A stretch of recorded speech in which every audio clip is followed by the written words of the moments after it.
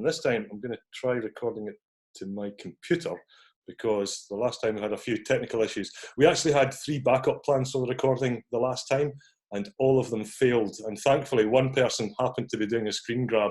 So there we go, that's lesson number 1. Yet again, the tech will always fail. So once again, thank you very much for coming today. Today's theme is going to be roundabout assessment. Just before I start that, there's a couple of other things just to let you know. I've already said about recording. Sorry, I'm running through my notes here as well. You know, what can I say? I'm a man. I'm really not good at doing more than one thing. In fact, sometimes I'm not even good at doing one thing at a time. I think that research is... That's a myth. That's I know, a myth. I know. It's a myth. Absolutely. It's a myth. It's auto-misogynistic chat. I apologise. Right. So the recording will be available. I'll post a link in the text chat there. That's where the recording, or you'll be able to pick up the link for the recording will be.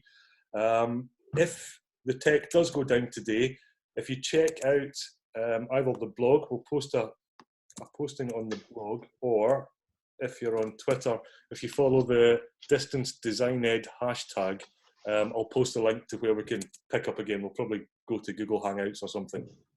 The other thing I wanted to let you know is that we've got another meetup on Friday, the 27th. That's this week as well. What we're trying to do is sort of meet every week, but try to do a couple of different sort of time zones so that we pick up as many people around the globe as we possibly can. I think in the future, we'll try to make it even more distributed than that. So it's not just myself hosting meetings, it's maybe different people with different topics. So again, well, sorry, I'll finish off that announcement first. So that's Friday, 27th. Does that sound right? Yeah, Friday the 27th, 1600 hours GMT, and the meeting link will be there. You can find all these links on the blog. Details of the event will be up on the blog. Leslie Ann Noel from Tulane University will be hosting much more of a discussion on Friday. She's got quite good experience in running online sessions, how to facilitate discussions. I'm hoping that the actual thing itself will be quite a good example of a facilitated discussion. We're hoping that the theme might be something along the lines of asking some big questions about curriculum. You know, if we are facing such an emergency, well, not an emergency, but multiple emergencies, what should we be really doing as design educators? I know that sounds quite a big theoretical discussion, but there are some really practical sort of implications to it. Should we be taking a break in curriculum? Should we be halting assessment? Should we be taking pressure off both ourselves and students? That's the kind of things, hopefully, we might talk about on Friday. We'll see how it goes. We might come across it today as well when we talk about assessment, because keeping the pressure up is potentially one of the worst things we can actually do right now, but we'll leave that for a second. So please make a note of that meeting in your diary. The other thing is, we do desperately need volunteers to help with all of this stuff. So please, if you're doing anything just now, or if you've used any of the sort of recipes that were posted on the blog, or if you have a challenge or a circumstance or anything that you think would be useful to share with the group, then please get in touch with us. We've got a few different ways that you can get in touch. Sorry, I should have had this link up straight away. My apologies. Where did it put it? Yeah, once again, you're seeing multiple failure modes. Where is it? You also get to hear what my thinking sounds like. There we go. Yep, so as I say, we have, there we go, that's the one. So we've got a page on the blog where we have outlined several different things that people can do to contribute or get involved. If you want to get more involved, please just contact me directly. We are desperate for content, desperate for people to host events like this. We've got this opportunity to be far more plural, to have much more or far more interesting voices as well, talking about what other people are doing. You might be surprised at just what different colleagues are doing round about the world, and it's a fantastic opportunity to see what other people are doing as well. So let's see if we can take some advantage of that too. The live note, we're going to be live noting, hopefully. Well, as I say, we are going to be live noting, so we'd like everybody to contribute to this. And I will just post that link there. Nicole very kindly started the first live note for the last session. So basically, just if there's any notes you want to add to that document as we go through, the meeting, then please feel free to do that. If there's any resources, any links that you want to share, I'll go back through the document. I'll try to pick out any questions as well. We'll try to add them as well to, we're running a big sort of frequently asked questions document as well. We'll try to bring it together somehow. Or distribute it somehow, depending on what it needs to do. So please feel free to add to that document. It's your document, it's not our document. Anybody can add to it, it's a shared thing. So please treat it as a sketchbook if you want to think of it that way, or as a journal. Right. Right, the other thing was about contact. It's been quite hard. I've been very nervous about sharing everybody's email address and stuff like that. Maybe I shouldn't have been, because we are, we're needing to share more than we are to sort of protect privacy and stuff like that, but it is important. So if you want, would everybody prefer if they received like newsletters, or are they okay? Is everybody okay to share their email address? Yep, okay, cool. So again, on that document, or if you wanted to contact me directly, it's entirely up to yourself how you wanted to do this.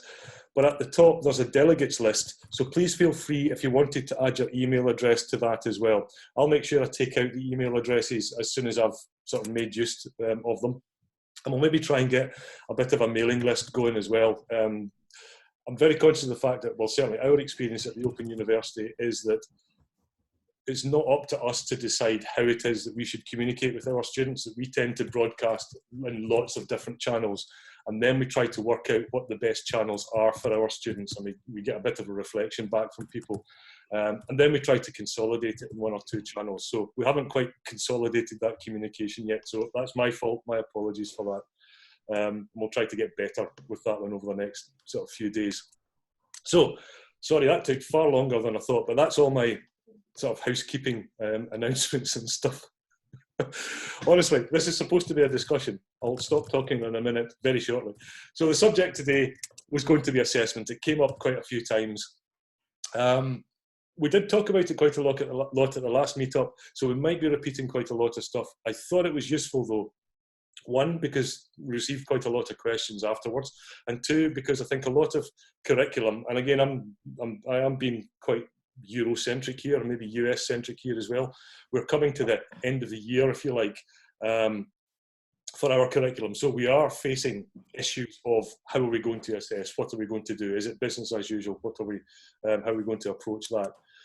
So as I say, in that shared document, I've set out some sort of prompt questions and things that we might want to consider about if we talk about assessment. But as I say, I'm happy for this to be an open conversation. I'm joined by a couple of fantastic colleagues today, Nicole Lotz and Georgina Holden from the Open University. We've been assessing distance design education for close to 50 years now, so we've got a bit of experience in this, but it's a very particular type of experience, and translating our experience to your situations, it's not necessarily the way it's going to work. I think a lot of people are realising that you can't just take your proximate stuff and dump it online. There's a whole bunch of other stuff that has to be thought about it. Also joined today by Yolanda Morkel from the Department of Architecture and Technology and Interior Design. Correct me if I'm getting this wrong, by the way, Yolanda, from Cape Peninsula University in Cape Town. Sorry, Yolanda, I'm just seeing if... That's perfect. It's a very long acronym because we a result of a merger, and then you have to satisfy everybody. So there's nothing worse, is there? I know, we're the same. We're apparently the biggest STEM faculty in Europe, and people keep boasting about this. It's not a good thing. It's not. No. Sorry, Thanks politics. for having me. Sorry. Okay, so Yolanda's joining us. Yolanda's got some really interesting experience on distance working, particularly in design crits, I think, Yolanda? Yes, and also as part of a blended program with part-time students who are also in the workplace. So I'm happy to learn from colleagues and contribute where I can. Okay, so just to pick up on that one, and I'm sorry if I jump about with random thoughts, I'm really bad for doing that, but that notion of design in the workplace and learning in the workplace, it came up yesterday. We had a Pedagogy SIG meeting. We're hoping to host a session in the near future about workplace learning. We have two colleagues, Liv Marette Nielsen and Ingvild de Grenis, from Oslo and Norway, and they've got a lot of experience of asking the question of where does design education actually take place, and that might be relevant to assessment, our discussions about assessment. You know, is the best place to learn and assess when we're in a crisis still in the university, even if it is a distance university? So we're hoping to have that as a future session. So it would be great to hear your experience on that today as well, Yolanda. So as I say, I'm more than happy for this to be more of a discussion today. Again, we can use the prompts in that document if we want to. I've also prepared something that we could quickly do to talk through how we do assessment at the Open University, if people think that would be of use. But just to open it out quickly before we do anything else, is there anything else that anybody would want to touch on, or anything that we're kind of missing? Or anything that people are currently facing? That would be a good one actually to start. If anybody does have a current pressing need to make a decision about assessment or to do something with respect to assessment right now, a contextualized problem would be really, really cool to have as a starting point.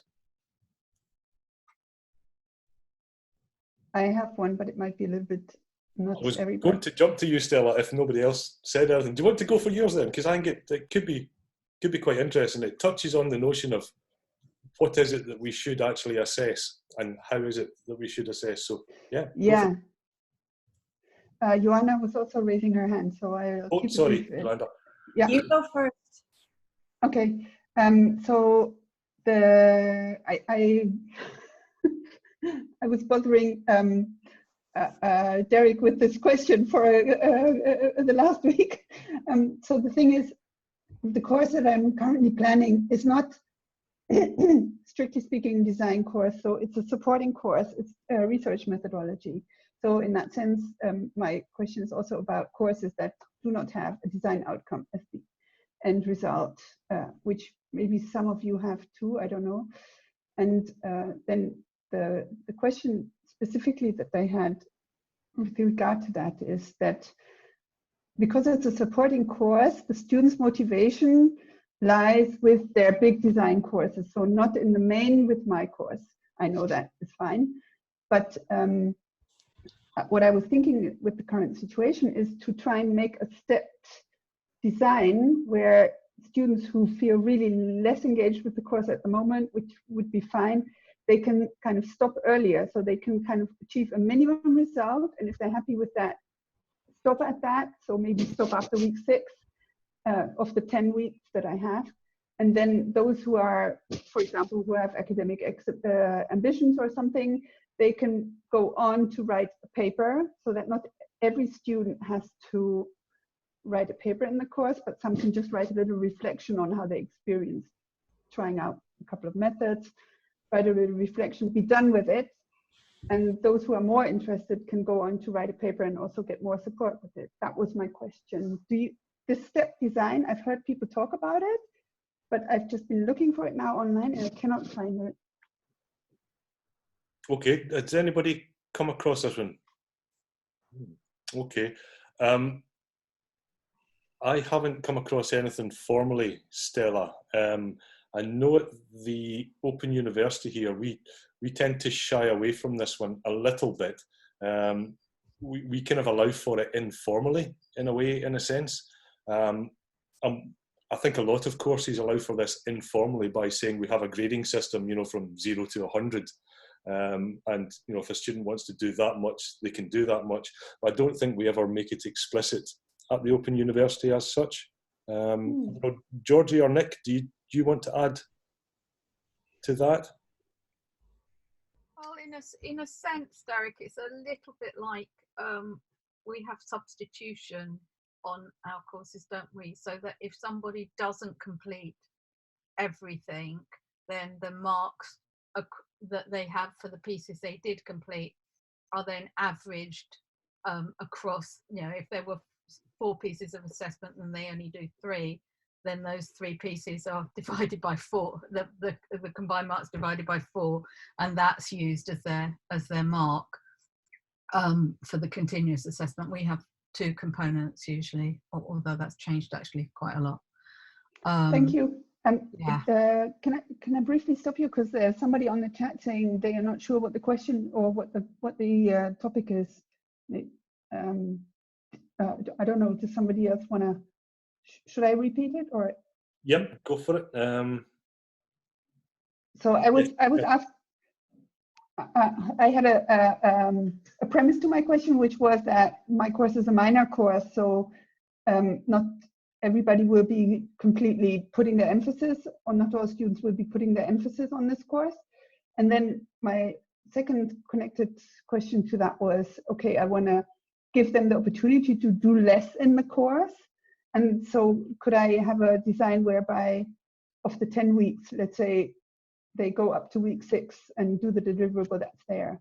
And then only those who are really interested in specific things, they go on to do all of them. So it was Georgina who answered that, and you, Derek, that you kind of do that in an informal way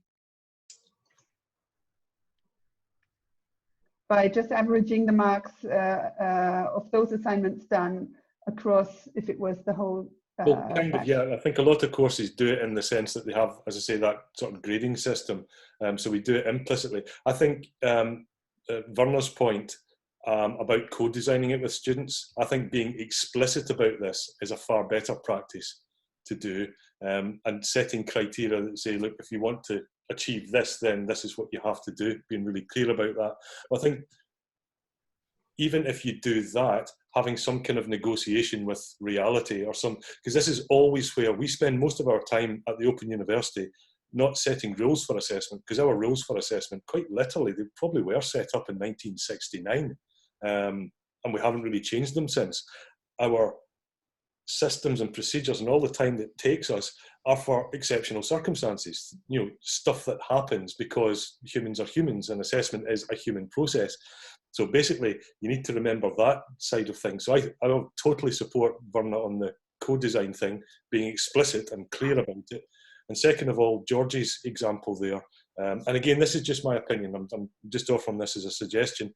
The example that Georgie gave at the OU recognised that students are in their own circumstances. There's going to be, it's not a case of, is there going to be something that happens with a distance learning student at the Open University? It's the case that you're studying for a much longer period of time at a distance and part-time. Something is going to happen.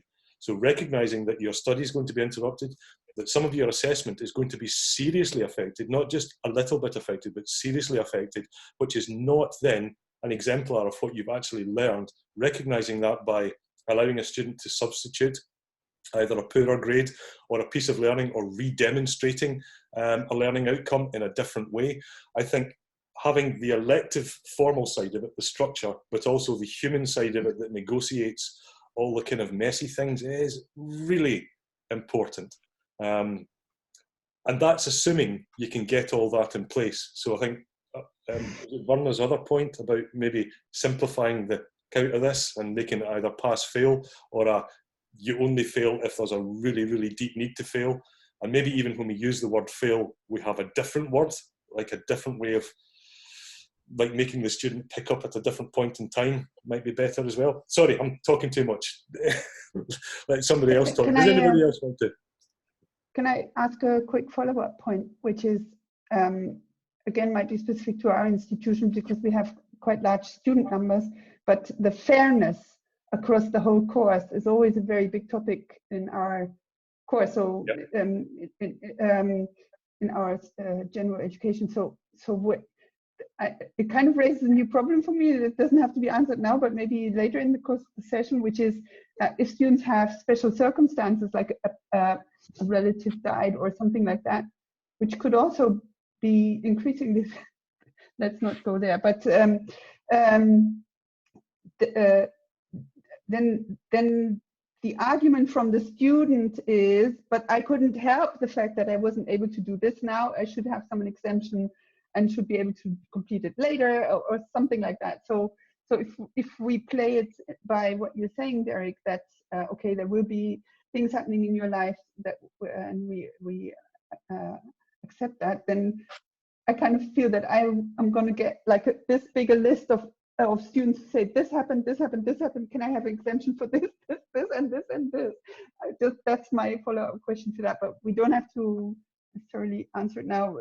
Maybe some other people have different issues. No, I think, well, I'd like to open that one up to the group. I mean, I think it's a relevant, I think it's a good practical question. If that's the case, what would the group do? You know, you've got this pile of exceptions. What do you do with that? Yeah. In policy or whatever? Because I think, was it Verna or was it, might have been Heather, talking about in terms of policy, because you've got this, and again, we're the same at the OU, particularly your assessment policy, it's usually, you know, chiseled into granite, and, you know, you cannot change that crap. So what does the group think of that one? Somebody else, anybody else, not me. I'll go. Go for it. I think it's really important that we always have to center the student at what we're doing. And I'm a distance learner myself somewhere else while I'm working for Ravensbourne. And I've seen that happen even in an ordinary year. So yes, there might be lots of circumstances that we can't provide by, but you know what? So be it, right?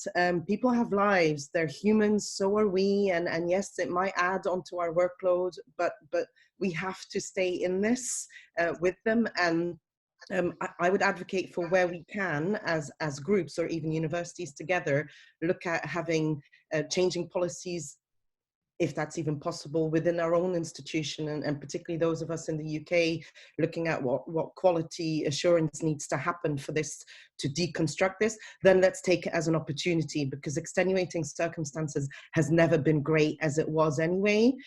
We are now living in a society that fairness shows where inequity really shows up. And we have to protect our students in this.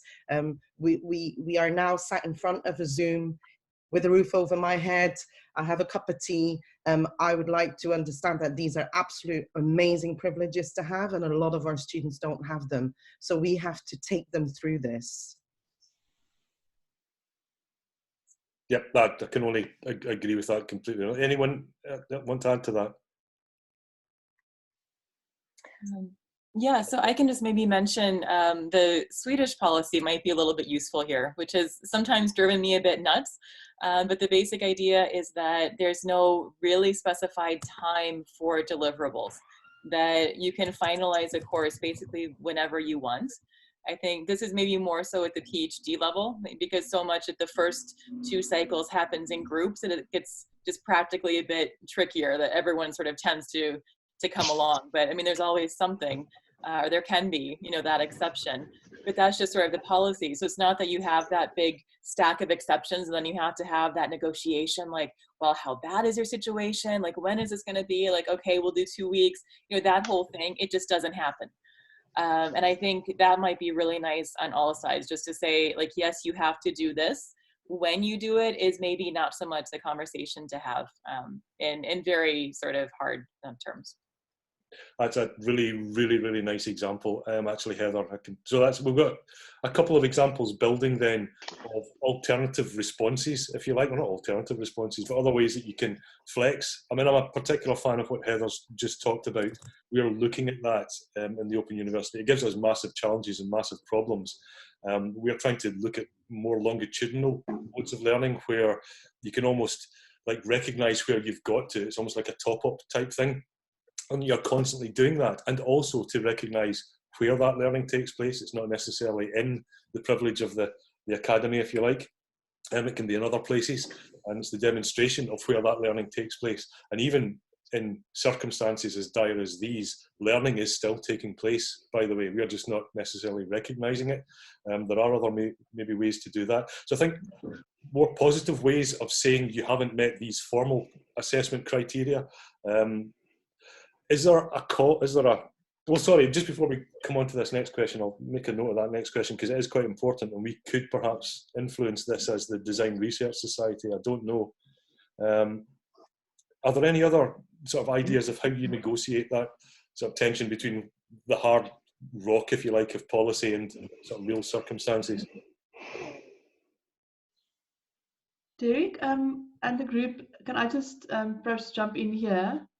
I'm thinking Yeah, our policy is that we have got specific deadlines, and if students can't meet the deadlines, they can submit their work right until the last day of the academic year, but then for a maximum of 50%, which is problematic in circumstances where, you know, under these kind of circumstances. That 50% would be if a student didn't have extenuating circumstances. Of course, if there was illness or death or whatever that could be substantiated, then they would be eligible to up to 100%, you know, of the grading. I think the problem comes in where students have challenging circumstances. Because just not to be long-winded about it, but currently at my university, we also, prior to the corona lockdown, which is now coming on Thursday, we've been off campus because of student protests. You know, so we have, our situation is quite complex, and we've had to negotiate that for quite a while already. Is that how do you accommodate students in terms of supporting them? Do they have opportunity to resubmit work? In other words, could they try and retry and try until they get it right? So of course we have a situation where, you know, of course we have limited resources. So for me, it's you know, are we looking at formative assessment and summative assessment? So that basically students could, it's a kind of a flexible situation until the very final date where you have to decide, does the student then graduate or not, or be promoted to the next year or not? Are we talking about both summative and formative assessment here? Well, for me, Yolanda, I mean, I try to stay away from that distinction, particularly in design, not because you can't make the distinction, it's simply that so much of design practice, and it's maybe slightly different in different sub-disciplines of design, but certainly for us, the formative and the summative go so closely together that they're practically inseparable, that saying what you have summatively learned compared to what's actually expressed in the evidence it's really difficult to disambiguate those two things for us in design. I don't know what it's maybe like in other design disciplines. But again, that's our particular model, which I'm happy to talk through. Might be useful, but it's maybe not appropriate just now. We genuinely interlace those two things such that you can't move from one to the other. I don't know, does that sound accurate, Georgie? I'm not so sure, Derek, because I think it's a very good question. This okay. Idea. Are you aiming for the student at the end to have achieved certain objectives, which means that you allow them to keep on trying until actually those objectives have fallen into place, which I don't think we're doing now, because we assess graduating the year, and you have to get grades, and those grades will inform what you get at the end.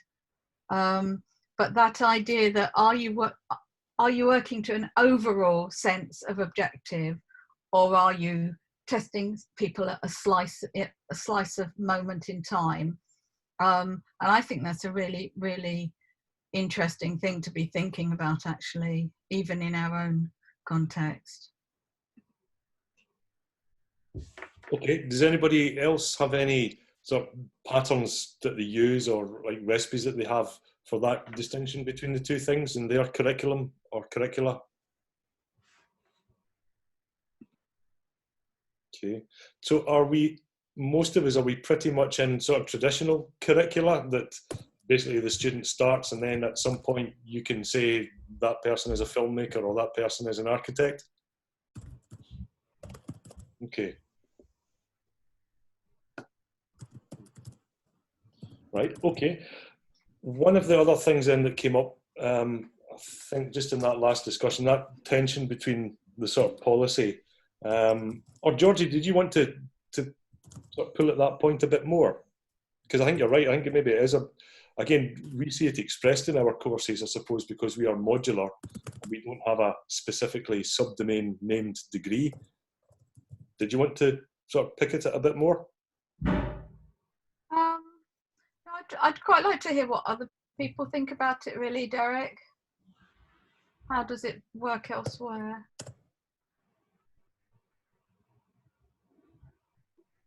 we are totally new to this. We have everything has moved online from a world of practicality and having points of formative assessments, and then you have your summative assessments, and you've got strict deadlines, because this is how the whole industry works, based on deadlines. So we prepare our students for the industry, so we're training them to stick to those deadlines.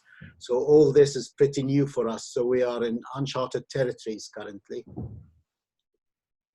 Okay, I think there's a general point, and I don't mean to be rude here, but it's a well-known and well-researched fact that particularly as design educators, we tend to be practitioners. So that means that we're not necessarily teachers first, we're practitioners first. And finding the time to engage with the theoretical side of teaching, whether it's formative, summative assessment, even knowing what these things mean, never mind how they're actually applied, and then you know that the application of them is good to close that kind of loop. We're beset on all sides, particularly in art and design education. Half of us are part-time practitioners, part-time lecturers. We don't have time to engage with the research. You're probably on a part-time contract. There's a whole bunch of other pressures that come sometimes with being a design educator that make this particularly hard. Would it be helpful? Well, we'll try and bring a summary of a lot of this stuff together for people.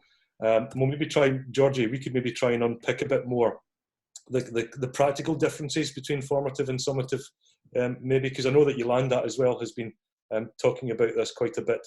Yolanda, do you want to add to the formative summative discussion there? We'll maybe try and unpick something and bring something together in the blog. Yeah, I can think of that. I just shared in the text chat, and it's quite dated already, about 10 years ago. We presented a tool that we've tried in our studio. How can you record the students' progress, or process rather, so that even if they fail or they don't meet the requirements at the right time, there's evidence of them trying. And instead of the pass-fail, we would then introduce outcomes achieved well, and outcomes not yet achieved, which kind of suggests this idea that students could, they're not failing, but they're not there yet. So for us, we will need evidence of that the student is engaging in the process, because ultimately I would imagine that if the student hangs in there and manages to participate until the end of the year, surely there should be some degree of passing. If they manage to go through all the exercises, if they've managed to participate in the conversations, and they've managed to present work, you can assess the ultimate product. But to what extent and how can we assess a process that they were actually engaged in the learning activities or learning experiences? I mean, those are questions. Sorry, I don't have answers, but I think it's definitely something to consider, is that do we, especially in online learning, what evidence do you have that that's actually the student's work that's presented? And one way of getting around that is to check in regularly with students to see that they are thinking about the work, and if they can reflect on the work and respond to the work and present the work regularly, it goes without saying that there's a reasonable chance that the student's actual work. So I've got a response, well, not a response to that, Yolanda. I could certainly talk about some of the stuff we do. We try to only assess process, not product. I can maybe talk to that in a second, but does anybody else want to add to that? Or do they have any ways in which they assess process, or the journey, if you like, the learning that takes place, rather than the products that students are capable of? Okay, well, first of all, I'll give a rude answer to the how do you know that students are, not plagiarizing. Again, I'm astonished by this question now and again. I've been a tutor at the OU for 10 years as well as a lecturer.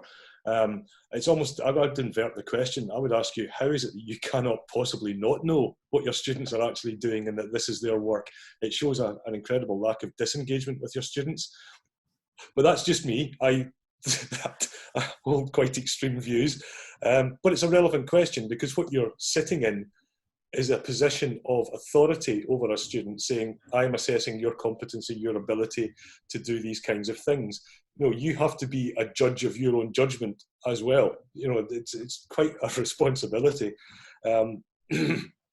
So again, I'm quite a fan of, I think a few people have mentioned, reducing the forms or modes of assessment and making them far more simple into almost like a pass-fail sort of situation. And if you're saying that a student is failing, you really have to question the educational experience they've received so far to get to that position. That if they're getting to the position of failure, then something has gone wrong with the way that the education has taken place, that they haven't gone a different route or done something else. Would it be useful to share what we do at the OU? Would that be useful at all to anybody?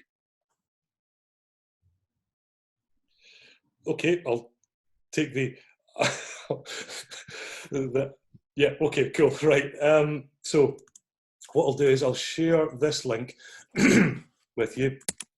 It's a link to a Google slide. Sorry, I know that Google is evil, but they really do make products that are really too easy to use. So please feel free to either follow me in that document, or maybe actually I'll start sharing the screen as well, actually, because it might be, because I'll just do it quickly. Yeah, okay. Right, okay. So as I say, this is what we do at the Open University. You have to understand that we have a very different mode of teaching. So basically all our students, they study and they work independently. They work at a distance. Sometimes, I think we've taught about 10,000 students in the stage 1 module that we have over the last 10 years. And our tutors have probably only physically met about maybe just over half of those students. So you can't rely on the fact that you're ever going to meet your students. So the teaching material is completely different to what you're probably used to. It's designed to allow this. It's designed to allow students to work on their own.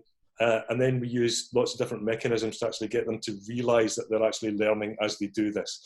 In design, we've got an additional challenge in that what students do is what they learn. And traditionally in a studio, you being there to see what they do is a way of helping them learn. So that's a tricky thing. So we've got no choice but to assess the process of students. We have to get into that process so that as tutors, we can actually give them some kind of asynchronous feedback on that process.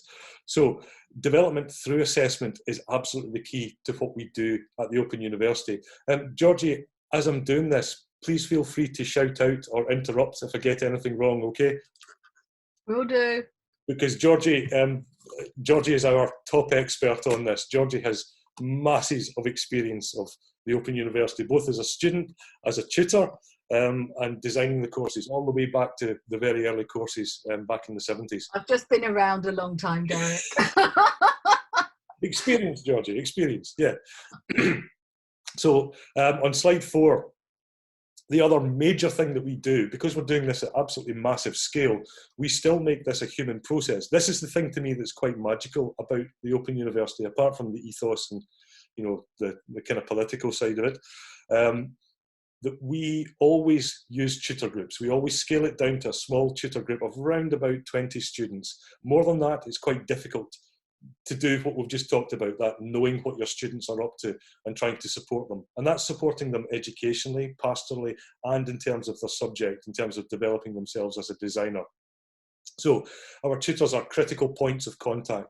We do have face-to-face tutorials, but we don't rely on them. We also have online tutorials, but the main contact point is actually the assessment points. So in slide 5, you kind of see a sort of rough map there on the right-hand side. Our students will do a few weeks, and this is stage 1, by the way. This is early design development. It's slightly different at upper stages. Georgie might sort of add some detail to that in a second. They'll do some short design activities. They'll sort of start to learn to be designers by doing design, and then we run them through a short project. Somebody else mentioned, and I'll add it to the list of things to do, the notion of stepping back from high stakes, large project assessment. There's absolutely no point in letting our students run at a distance on a high stakes, large project, then checking in 6 months' time and you turning around and saying, yeah, that wasn't good enough. so I think we have to maybe look at the sort of size of our assessment. We talked the last time about chunking and how we actually look at chunks of learning activity. There's a blog post on that, so please feel free to check that out. So basically our students, they do some content, they go into a project. The project itself is divided up into chunks, distinct phases. And again, these phases, they're not dictatorial in the sense of you have to follow this process. They start that way, but then they become more and more open as students develop their own ways of working and their own processes. And the output, again, this is what we find is critical. The output from each phase is shared in a virtual design studio. So we do have a sort of learning, a shared sort of learning component as well. So moving at the slide 6, what we get our students to do is, as they go through this phased project, they complete a concept map. It's actually concept mapping software. In fact, if we go to slide 7, you can see an image of it. It's probably actually easier to see the image. This is Compendium DS. Now, I'm not selling Compendium DS as a software solution. It's freely available. It's an open source piece of software. We give it away free. Anybody can use it. But any software that your students find easy to communicate the steps that they go through, or the journal process that they go through, maybe a diary process, maybe even just photographs of a sketchbook, anything that records what it is that students are doing. And then this is the important bit. What we find is that we need almost kind of like a bringing together point. So we do 2 things. We make students reflect on their journey. I know it sounds horrible, but in practice, we try not to use the R word. We try to turn it into something a bit more practical, something where students can actually learn something from their design process and about themselves by just looking back and working on certain key things. And then they also have a bit of an output from that kind of phase. So what you're looking at in this sort of map is a 3-phase design a t-shirt process. And it is pretty guided. But again, this is for students who have never designed anything in their life ever. And we always find that students at the end of this process, they're actually quite surprised at what they can actually achieve. And I think that part of this is because we make them actually make it visible. We make their thinking visible. Now, as designers, you might react against that. And I'm pretty sure that we probably do lose a lot of the subtlety of the thinking, but we also gain a lot of very confident, very self-reflective, very, self-aware designers from the very start. So our students actually almost learn to be aware of their own design process. And that also means that they've got access to their decision-making process, the ethics round about that, why it is that they prefer things, not simply just to say, I think this, but to actually justify why they think things. So we spend a lot of time working on that. Slide 8 gives you a quick example of a student's submission to this. Now again, what I can't show you here is the interaction in it. I can roll over all of this as a tutor. I can look at all of these images. I can look at the text. So I can very quickly get a sense of what the student's doing, how the student has also joined these bits of thinking together. Now this is a really, as I say, a really simple process. As students go on later, they basically get blank maps, and it's up to them to communicate the process. And when we start to see students communicate their own design process, they are genuinely showing us what they're thinking as designers.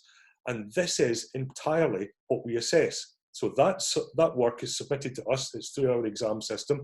So it gets time-stamped. All the formal stuff is taken care of. And I don't mean to dismiss that formal stuff. It's actually really, really, really important, because it allows us to say, this is what, this is how we maintain the quality, if you like, of the learning, the quality of the education. It means that our internal checking processes, we can sort of randomly take out assessments, both of students' work and also assessment of the assessment. We even sometimes do assessment of the assessment of the assessment. The OU is large, we're a massive bureaucracy, we love our forms. So we do lots of that kind of quality checking. And I think more humanly, Georgie, again, please correct me if I'm wrong here, but my perspective is that at exam boards, we use this as a kind of common sense check on what we're actually doing. And we ask those kind of basic human questions. Are we still doing the right thing? And we can look at students' work and say, well, what about this student? And well, again, Georgie, I mean, correct me if I'm wrong here, but that to me is where, we make this human once again, how we scale this. Yeah, so we have to do that because we have maybe 500 or so students on a module, and obviously the award board doesn't know those people. So we rely on the work and also reports from our tutoring and regional staff, and submissions by the students themselves to decide, you know, if somebody has had a really tough year and whether that's affected their ability to do the continuous assessment. So yeah, that we do try to do that, and that there is a certain amount of leeway built into the system. Yep. So the work that students do, it's, as I say, process-based. Tutors download that work, they have a look at it, and then this is where maybe I'm getting mixed up with the formative, summative type thing, Georgie. Maybe I was speaking far too much from a tutor's point of view. This is where, for me, the summative and the formative go together. We are giving students feedback, both summatively, but it's principally, you know, we're almost using the summative part of it as a way of formative feedback, simply because design, I'm going to say it's almost like mathematics. There are actually some deep concepts in design, and it's not a case of understanding them, it's almost a case of understanding them by doing them. So that's where the summative formative thing comes in. You don't know when a student is going to develop sort of like self-agency and confidence and being able to tackle, say, complex problems, or being able to start a design process with a blank piece of paper. You know it's going to come at some point, but you don't know where it's necessarily going to come in the learning journey. And because we have a modular structure at the Open University, we have to assess, you know, at module points. So that gives us a bit of a challenge. If the overall we can't assess overall learning outcomes, we have to do it individually. So that's quite a big difference between us and a lot of traditional sort of curricula, where at the very end you can say, this is an architect, or this is an interior designer, or a graphic designer, or whatever. Derek, I think you should point out that, I mean, obviously lots of universities have modules, but our modules are large. Ours are 60 credit modules. Mm-hmm. So half a year's worth of work, which is why we have to punctuate it with assessment throughout. But as Derek has said, within that assessment, we do try to bring students on and to give them pointers to so that they're developing all the way through. And we use weighting as well in order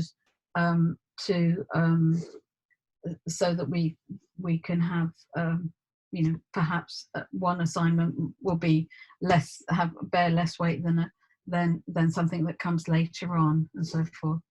Mm-hmm. Yeah, thank you, Georgie. That's a good point, actually. I'll maybe try and clarify that in this presentation before we share it any further. Sorry, Georgie, I meant to try and get a link of the presentation off to you to check before I did this today, but it was quite late last night. So, nay bother, as you say. Brilliant. Okay, so this feedback, the other last thing I would maybe just touch on the feedback, because closing the feedback loop is so important. It's almost like the point of assessment. It's not us saying, you are now a designer, well done, off you go. It's about actively saying, this is what we were expecting, this is maybe where you got to, or this is maybe where you got to, this is the differences, or this is what you could do, and then turning that into feed forward. This is what you could do next time, either to make things better or to think about, to develop your working, or these are the things you did well, do more of these. We try to keep that really short. So on slide 9, this is an example of the pro forma.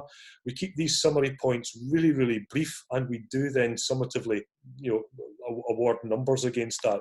But the point of it in slide 10, this is part of the feedback that we give. And again, this is in Compendium in the concept mapping software. We will give, well, some tutors will give audio feedback so that we can actually get into more of a discursive mode, so that we're actually starting to enter into that notion of a bit of dialogic learning, you know, Diana Laurelard's notion of dialogue, but also that kind of notion of reflection. And it's also a human thing to do. I'm a big, big, big fan of audio feedback, of offering questions, of offering suggestions, of offering your opinions, of trying to say that this isn't just about me saying that this is what is, but trying to get the student to actually start to think about things.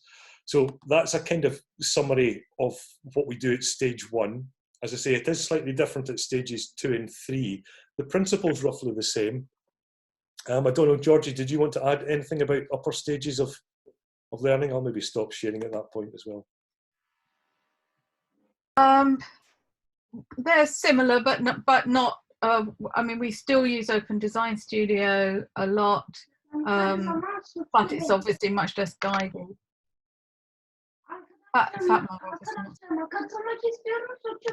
Okay, cool.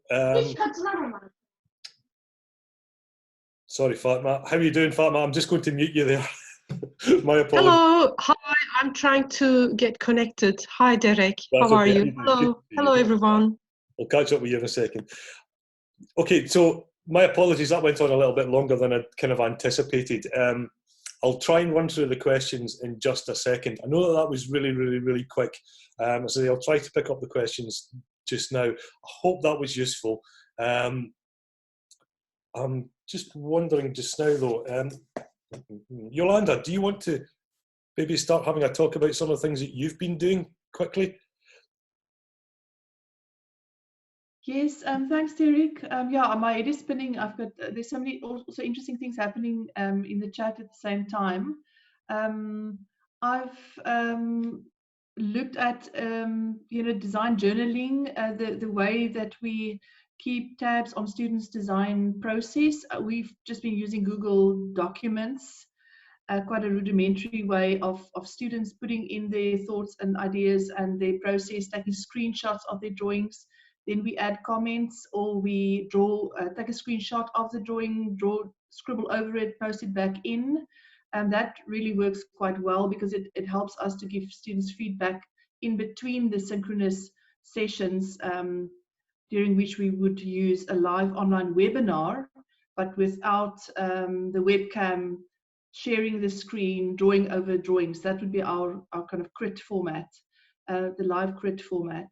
But I've found that the synchronous and the asynchronous ways of giving feedback, that's quite valuable.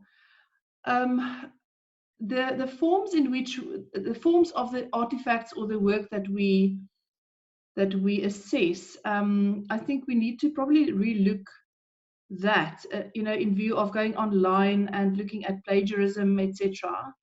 So one method that we found quite valuable is to use a digital story, a little film. So students could use their mobile phones, but they then create content rather than just consuming it. Often the work, well, it's more difficult to plagiarize when it's done in that way. Students feel quite motivated.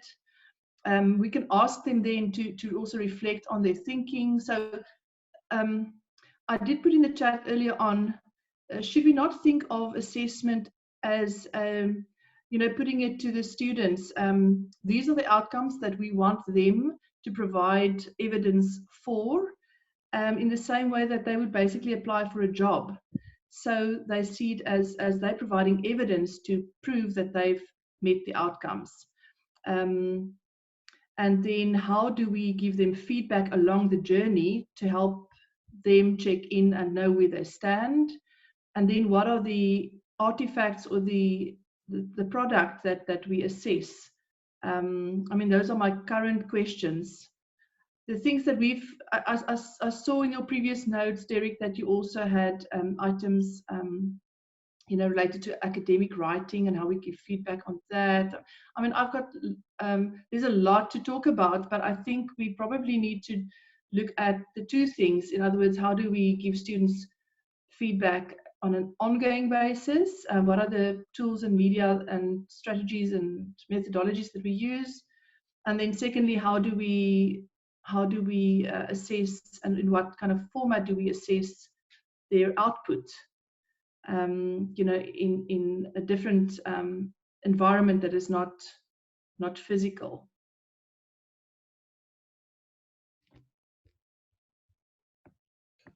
Yep, cool. So yeah, there's quite a few issues. I think the feedback thing. I mean, I know that we had at the top of the prompts in the Google Doc the big question round about what it is that we are assessing and what the point of assessment actually is. So I don't know if maybe it touches on that. I mean, for me, personally speaking, and hopefully in the model that we've just presented, but having done this with real students and actually seeing the effect that it has on students, for me, the driver is always that, the potential change that the assessment structure we have has on students, and the change that it can make to their practice, to their thinking. And then when you actually see that change, sort of assessment after assessment, you see that develop, you see that getting better because of feed forward or because of simple practices like, just summarizing 3 things that a student could do the next time in a design process, and you see them trying that and actually doing something with it. It works, or it can work in certain circumstances, I should say. I don't mean to be so so bold. So for me, the notion of assessment is always that notion of development. I know that it's different in different disciplines. We can get away with a lot because we are almost a general design degree. Is that worth talking about, the difference between professional assessment versus sort of academic assessment? Does anybody want to mention that one? Because that's quite an important one. I'm very conscious of the fact that you probably couldn't say you are now a registered architect after submitting a compendium DA. Well, maybe you could actually. In fact, maybe it would be a better thing to do, speaking as a registered architect. But I recognise there is a massive difference between professional recognition. Okay, well, the only one, oh, sorry, yes, Heather, please go. Yeah, well, I was actually just going to comment anyway. It's super interesting to hear about different approaches to design education. And I think best case scenarios, everything is so much in the air. We can sort of learn about best practices from all sorts of different places and then put it together into some new mongrel design education. And it all sounds so different from Umeå Institute of Design. And so I thought I'd just mention a couple highlights there. Because assessment, as I mentioned in the chat, it's pass-fail. And this is seen as super important for maintaining the kind of culture, basically, that has been super important. So it's very small groups. So between maybe like 8 to like 16 would be a big class group. So it's a lot of one-on-one time. And so it's this, I think, a lot of kind of panicking now about losing that. But key points, just to keep it brief. Assessment, I think, is not so important for the students because what they're there for a lot is interaction with each other. They think that's where most of their learning comes from. So whether they're right or not is something we can fight with them about. But a lot of it is that peer interaction that they get from each other. So for example, I've used reflections, but I do it in a group and then we talk about it together. And then also a lot of it is they're there to get portfolio pieces and also the interaction with the companies, because we often will have an industry partner for projects. And so we even have a hard time, sometimes getting students to come back to finish their degree because they've just gotten a job and the degree doesn't really matter so much to them. So for us, culture is super, super important. And that's one of the things that I think we need to really pay attention to maintaining, because it's so much about the interaction among the students. And so I think that's really worth thinking about, also since I have a bit of a background in kind of media studies stuff, looking at how people come together online is becoming super important. Okay, there's a couple of points in there, Heather. So first of all, the culture and community thing, I'm going to maybe get in touch with you separately. It'd be really good to run a discussion session on that because I think it's absolutely important. Our research shows that students do learn a hell of a lot more from each other than they do from tutors in an online environment. We've got evidence of how that actually interplays in massive studios. We know it's really, really important. And the other one is the small peer-to-peer reflective model that you just mentioned there. Yeah, that's a really, really powerful way of getting students to interact. So would you be up for maybe helping with a discussion at some future? Sure. That would be absolutely awesome. Because I think us academically, us sticking to, if you like, the dreams of the past, if you like, of what it is that we think we should assess and how we should assess, maybe we need to think differently about that sort of thing. Cool, okay. Did anybody else want to add anything to that? Oh, yeah. I was thinking as people were talking and reading the chat around, how can we even change our assessment, etc., with the situation we currently have at hand. So how can we use design and creativity for the students to really consider what is going on and turn that into social change, so to say?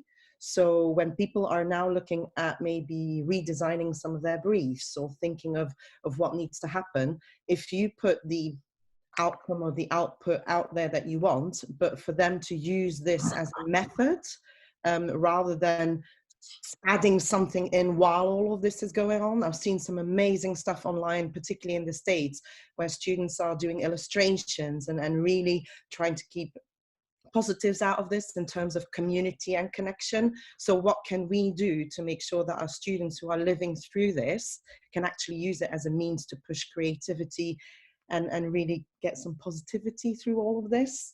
And perhaps it's also worth looking at framing assessment as progress rather than just assessment. I know that's probably harder to do for final year students, but ultimately they are progressing into something else too, right? So the more that we perhaps rephrase some of our language as tutors and students, and even hopefully together, that we say we are really doing our best to progress you through all of this, and therefore some of our tactics will change, and perhaps stop using some of that assessment language. It makes it a little bit more humane, I think. Yeah, they're really, really good points. I'll add those to the list actually as well. There's some really, really interesting points that kind of touch on both the kind of ethical and moral aspects of it, but also are really quite practical. And there's a couple in there that I really like that tick both of those boxes. And we're teachers, you know, that's what we are really good at, is putting the kind of value thing with the tangible thing, and designers as well. So yeah, that's cool. Yeah. We did do a quick blog post on making sort of crisis the curriculum. So again, if there's anything we can add to that, or because I totally agree. It's almost a case, designers don't waste any opportunities, and that's not to be morbid about this or to be almost like a zombie about this at all. It's that, you know, asking our students is almost the other worst thing we could do is say, right, we're going to give everybody a break. I think it's a good idea to give people a break, but asking your students who really want to be designers to stop being designers is it's a perverted thing to do in some ways. I know that it's difficult for me not to think about what's happening just now and not to think of all the little ways I could maybe make things better in some way. So not having an output for that is actually quite frustrating. So it's almost a case of, it's like, I know that this is a bit controversial, but it's Sean's quote of Quist. It's like us allowing the right sorts of opportunities for our students.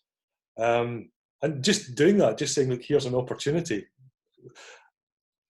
We also had a thing, I'll touch on this as well. Maybe we also had a thing that came up in our research where we found that we weren't assessing a whole bunch of learning. There's a whole bunch of learning that takes place that we don't even recognise or even look at. I think that maybe touches on what you're talking about as well. If we actually recognise the development that personal and individual students are doing. So there's almost this notion, not just of in the sort of hidden curriculum, the stuff that we implicitly expect students to do, but there's almost like an invisible learning, the kind of flip side of that too. I'll maybe add those two actually as well. Right, sorry, I really didn't mean for this to go on this long. I really wanted us to finish early because I'm trying to do the sort of giving people a break between our slots and stuff like that. If people have to, I know that I've got another online meeting that I need to go to very shortly. I did want to just go quickly back to the professional modes of assessment that we picked up learner. Robert, I don't know, did you want to talk about those at all? I know that you seemed keen to. Yeah. So we're not doing professional kinds of modes of assessment, but what we are doing does sound a lot like some of the things that are being talked about here. So we have a very, very intensive 10-week introductory course, which is framed as Introduction to Design Thinking. It's only 12 or 15 cats, but hearing about the techniques of breaking it up into a series of lower stakes assessments where the students are getting to try things out and address challenges in small groups and in ever bigger groups until they do a big challenge at the end. That works with our module as well. And what we're trying to do with it is get the students into the frame of mind that they need to be doing more difficult, complex design challenges in groups. So it's very intensive, and they're posting rapidly iterations of what we call design studies, so developing their dialogue into OneNote. And we're using the OneNote system that allows us as teachers to see into the students' notebooks and to post challenges into the notebooks which they respond to. So that works really well. It's only 30 students, but I think it could scale up quite easily. And one of the things we're looking for from them is one of the key things is we want the students to start asking us to give them feedback, and to get good at saying, could you have a look at this bit of my design study and let's talk about that. So it's about shifting the way in which they do dialogue and shifting the mindset progressively. But so I saw somebody talking about plagiarism and collusion earlier on. In those design studies, we get them to work in pairs and then in a bigger group as they progress. And we're not too concerned about them repeating material from each other. But we do have, the whole thing is wrapped with a reflective essay at the end, which is about their individual journey. And those individual journeys are completely personal. So we've developed this personal journey for the individual students, and then there is the big reflective essay at the end that wraps the whole lot up.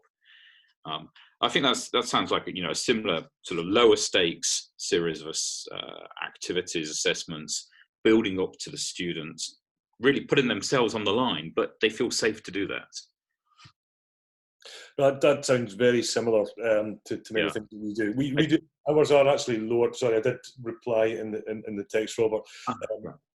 The 60 points, the projects that students do, they do many smaller projects as part of the 60 points. So on the plagiarism one, sorry, just really quickly, again, I would go back to the point of, as a tutor on the modules that we do at distance, I'm responsible for 20 students. If I don't know the work of my 20 students, then there's something wrong with that. If I'm not aware of that, and how, because in academia we call it cheating, but in design practice it's called teamwork. It's not a case of saying this is plagiarism, it's a case of saying, well done. Now, tell me what bit is yours, what bit is other students. Tell me what you thought about that. How did you rework it? So again, the reflective component of what you did is the bit that I would assess. And even when we do group work, that's the way we approach it. We never assess the group work. Sorry, Robert, yep. Yeah, so yes, exactly that. And it really works. And what I've started to realize, we've done this now for 2 years using the same approach, is actually it would make the perfect introduction to then the students going on to do a more conventional professional design course. So as a foundation, this approach gets them into the frame of mind, gets them behaving in the right way, and does all that stuff, gets that journey on the way. So can I ask a cheeky question here, Robert, because we're exactly the same. We turn out to be a pretty good foundation course, which means that our retention rate or our progression rate is terrible because students go off to other, I'm not going to say the word better, but other institutions. It's not fair. Yeah. So for us, we're an interdisciplinary module, and the idea is we want the students then to go and take these ways of thinking, ways of acting off to different disciplines.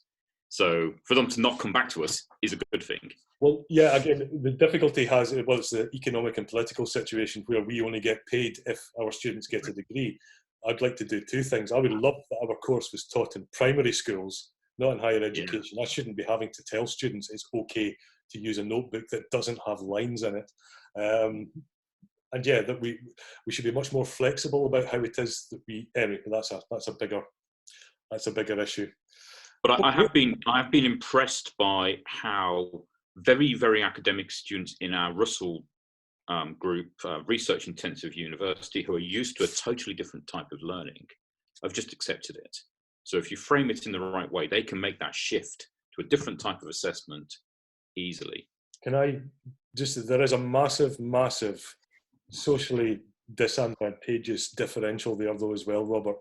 If you are a university who is accepting only the top 0.5 to 1% of the population, a shift in learning mode is not going to bother them at all. Maybe. If, as we are at the Open University, you are accepting absolutely everybody and their educational needs span from I can't write to English isn't even my first language, then it's a completely different situation. Getting through to those students at now an additional disadvantage is difficult. We are lucky in higher education in many ways. We are not secondary teachers or primary teachers as well. So that'll be another challenge, maybe a future session, how we can help other teachers in other domains maybe. Yeah, I know what you mean. Yeah, joining it all up is great. Yeah, absolutely. Yeah, that would be the thing for me. We did actually do a project in Chile, sorry, I'm wandering here, where we went deliberately across, because Chile's got interesting education sort of systems in terms of private versus public institutions. And we did join up radically different sort of political and economic institutions. And when they started to work together, it was really quite cool, the types of things that actually came out, the commonalities that consistently come out, you know, when humans actually start to think together. Yeah, both good and bad. Yeah. That's another story. Right, sorry, I'm very conscious of the fact that we've definitely run way over time. Is there anything else anybody wanted to share with the group? There's lots of really good practical tips. I'll try my best to summarise this. Unfortunately, my symptoms are getting slightly worse as of yesterday, so I don't know how long I'm going to be able to keep this up. So, does anybody else want to share anything with the group?